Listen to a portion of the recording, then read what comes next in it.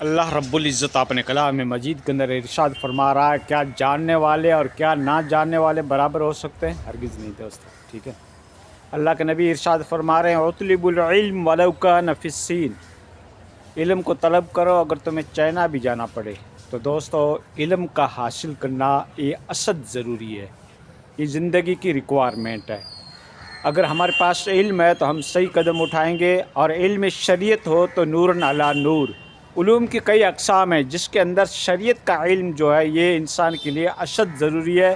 اتنا تو ضروری ہے کہ ہم حلال اور حرام کی تمیز کر سکیں اور زندگی کی ضروری مسائل کو حل کر سکیں۔ اتنا علم تو ہر مومن اور ہر مومنہ کے لیے فرض ہے۔ طالب العلم فریضۃ علی کل مسلم و مسلمہ۔ تو اتنا تو علم حاصل کرنا ضروری ہے دوستو۔ پھر دیکھو، عالم کی قدر کرنی چاہیے، اس کی عزت کرنی چاہیے۔ علماء حضرات جو ہیں یہ ہمیں دین کی رہنمائی کرتے ہیں، شریعت مقدسہ کے اصول اور مبادی بتاتے ہیں، مسائل و مسائل بتاتے ہیں، اور شریعت مقدسہ کے جتنے بھی احکامات ہیں وہ ہمیں علماء کرام سے ہی ملتے ہیں، ٹھیک ہے۔ اس کے علاوہ ہم کہاں حاصل کریں گے؟ یا تو مدارس میں بھی آپ کو عالم پڑھائیں گے، تو وہاں پہ یہ اپنے مسلم قوم کے جو نکاح کے مسائل ہیں، میراث کے مسائل ہیں، اس طریقے سے جدید اور قدیم جو اسلامی اصول اور اس کے مبادی اور اس کے جو طور و طریقہ، یہ سارا ہمیں علماء کے ذریعے سے ہی ملے گا۔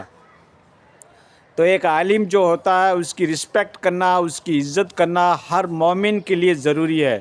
اور جو جید قسم کے علماء کی گلہ کرتے رہتے ہیں، وہ یوں سمجھو کہ اپنے ایمان کی خیر منائے، ٹھیک ہے۔ جب اللہ نے عالموں کی تعریف کی، اہل علم کی تعریف کی، تو ہمیں بھی تعریف کرنا چاہیے۔ ہوٹلوں کے اوپر بیٹھ کر، چوراہیوں کے اوپر بیٹھ کر، اپنی نجی محفلوں میں بیٹھ کر علماء کرام کی ہرگز برائی نہیں بیان کرنی چاہیے۔ عالم کا فعل کیسا بھی ہو، وہ اپنے فعل کا، اپنے کرم کا، اپنے کرتوے کا وہ اللہ کو جواب دے گا، لیکن اس کی بات جو ہے وہ ہمیشہ آپ کو اتھینٹک بتائے گا، قرآن اور حدیث کی روشنی میں بتائے گا۔ لیکن میں عالموں کو بھی کہوں گا کہ آپ کے پاس مکمل علوم اسلامیہ ہونے چاہیے، دینیات کے اوپر آپ کو عبور حاصل ہونا چاہیے، مسئلوں مسائل کے اوپر کوشش کرنی چاہیے۔ خصوصاً آج کے زمانے میں یہ فتنہ الہاد اٹھ رہا ہے، مرتدین بن رہے ہیں، مسلمان بن کے ہی اسلام سے نکل رہے ہیں۔ تو دوستو، یہ فتنوں کا دور تو شروع زمانے سے چلا رہا ہے۔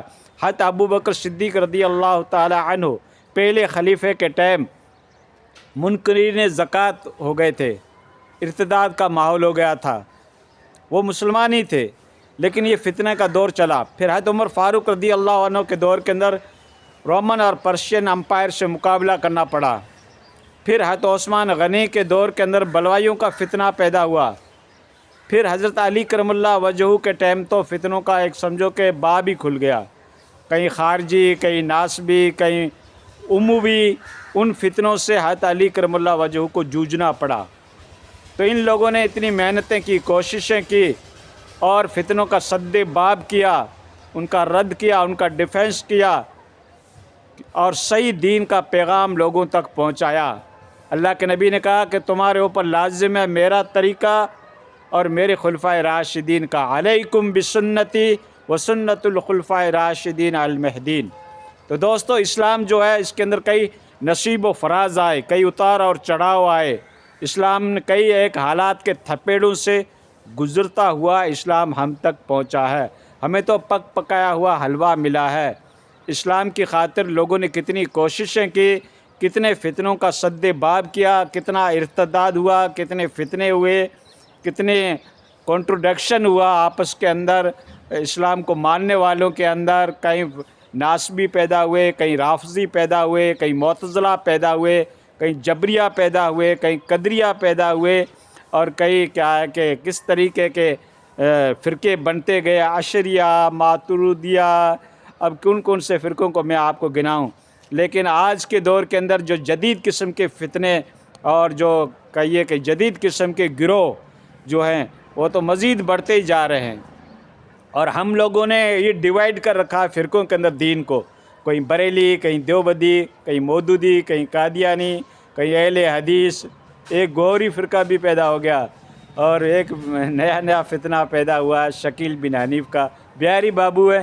تو دوستو یہ اسلام نے تو فتنوں کے کئی دور دیکھے، کئی ادوار دیکھے اسلام نے، لیکن اسلام کی حقانیت اور اس کی سچانیت کی یہ دلیل ہے کہ جوں اس مذہب کو مٹانے کی کوشش کی، مشق کرنے کی کوشش کی گئی جن لوگوں نے، تو اسلام اتنا ہی تیز رفتاری کے ساتھ ایک اسپرنگ کی طرح ابھرتا ہوا ان کے سامنے نظر آیا، اور اسلام دشمن عناصر کا علماء حقانی نے، علماء ربانی نے منہ توڑ جواب دیا۔ ان سارے فتنوں کا سد باب کرنا اور صراط مستقیم سے جوڑنا، اسلام کی مین اسٹریم سے جوڑنا، یہ علماء ربانی کا کام ہے، ٹھیک ہے۔ ہاں ایک عالم ہوتا ہے، اس کے پاس منطق، فلسفہ، بلاغت، فصاحت، علم کلام ہوتا ہے،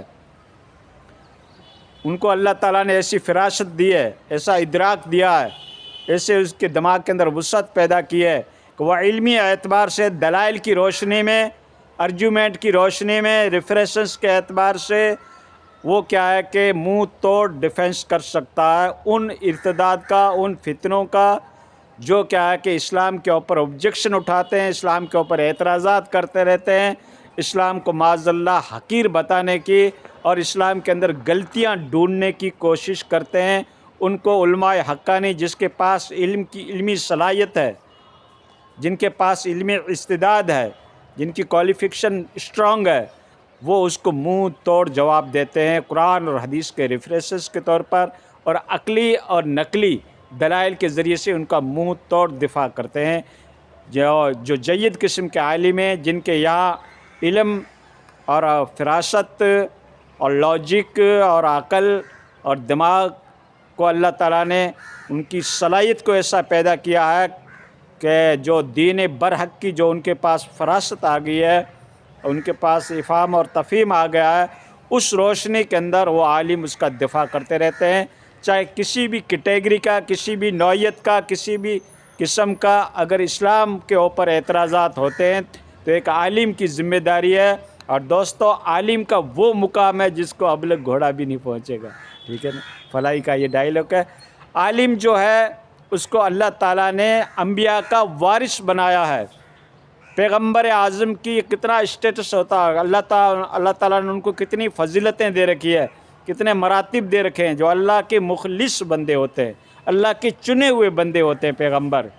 تو عالموں کو ان کا وارث کہا گیا ہے، اور وہ کوئی وراثت، دھن دولت، ملکیت، ڈالر، کمائی، پیسہ ٹکا نہیں چھوڑ کے گئے۔ پیغمبر علم کی میراث چھوڑ کے گئے ہیں۔ اس میراث کا حقدار، اس میراث کو سنبھالنے والا نگران کون ہے؟ ایک عالم ہے جو اس مشن کو، اس لیگیسی کو، اس طریقے کو آگے جاری کرے گا۔ یہ علماء کے کندھے کے اوپر رسپانسبلٹی ڈالی گئی ہے کہ وہ اس کا دفاع کریں گے، اسلام کے اوپر اٹھنے والے اعتراضات کا، اور اسلام کی پبلسٹی، اس کی نشر و اشاعت ایک عالم دین ہی کر سکتا ہے جس کے پاس صحیح علم ہے، جو آپ کو اس علم کی روشنی میں اس پیغمبر اعظم کی لیگیسی، اس کے علوم، ایک دیکھو عالموں کے پاس کتنی جرح و تعدیل کا ایک مقام ہوتا ہے، اگر آپ اس میں جاؤ گے تو آپ مطلب حیران ہو جاؤ گے۔ نص قطعی کس کو کہتے ہیں، نص ظنی کس کو کہتے ہیں، اور اس طریقے سے کیا حدیث مشہور ہے، کون سی حدیث متواتر ہے، کون سی حدیث مرفوع ہے، قیاس کیا ہوتا ہے، اجماع امت کیا ہوتا ہے، اور قرآن ایک جوامع الکلام ہے، اس کی تفصیل بیان کرنا، اس کا انٹرپریٹیشن بیان کرنا، اس کی توضیحات بیان کرنا دلائل کی روشنی میں۔ پھر وہ دلائل بھی جو ایک کلمہ ہوتا ہے، ایک لفظ ہوتا ہے، وہ اس کی کتنی معنی بنتی ہے، کتنے مفہوم بنتے ہیں، نحو کا کیا قاعدہ ہے، صرف کا کیا قاعدہ ہے، منطقی جواب کیا ہو سکتا ہے، عقلی جواب کیا ہو سکتا ہے، ان کی تفصیلات کیا ہے، دلیل ظنی کیا ہے، اجماع امت کیا ہے، اور پھر کیا ہے کہ فرقے جو بنے ہیں اس کو کس طریقے سے اس کا ڈیفینس کیا جائے، اشعریہ کیا ہے، ماتریدیہ کیا ہے، یہ بھی ایک بحث و مباحثہ علم کلام کے اندر ٹرم پائی جاتی ہے۔ تو ان ساروں کے اوپر عبور حاصل کرنا اور ایک ایک کو کھول کھول کے بتانا، یہ عالموں کا کام ہوتا ہے، ٹھیک ہے دوستو۔ اور اتنے علم اپنے پاس ہونے چاہیے، جنرل نالج ہونا چاہیے، اتنی علم کی وسعت ہونی چاہیے، وہ علوم کے سمندر اپنے پاس ہونے چاہیے کہ جس کی روشنی کے اندر ہم معترض کا، ہم اشکال کرنے والے کا اور اسلام کے اوپر آبجیکشن اٹھانے والے کا ہم پوری طریقے سے ڈیفینس کر سکیں۔ اس کے پاس، آپ کے پاس اتنا علم ہونا چاہیے۔ اور پبلک کی ذمہ داری ہے، عالم کیسا بھی ہو، اس کا عمل کیسا بھی ہو، اس کا حلیہ کیسا بھی ہو، آپ کو اس کی رسپیکٹ کرنی ہے۔ آپ کا یہ روحانی باپ ہے، ٹھیک ہے نا؟ ہاں، روحانی باپ جسمانی باپ سے بڑا ہوتا ہے۔ جسمانی باپ نے تو آپ کو جنم دے کر دنیا میں بھیج دیا، روحانی باپ نے اپنی آخرت کو، آپ کے آخرت کو سنوارا۔ تو اس کی رسپیکٹ زیادہ ہونی چاہیے، اس کی عزت زیادہ ہونی چاہیے، اور پھر یہ ورثۃ الانبیاء کہلاتے ہیں، ٹھیک ہے۔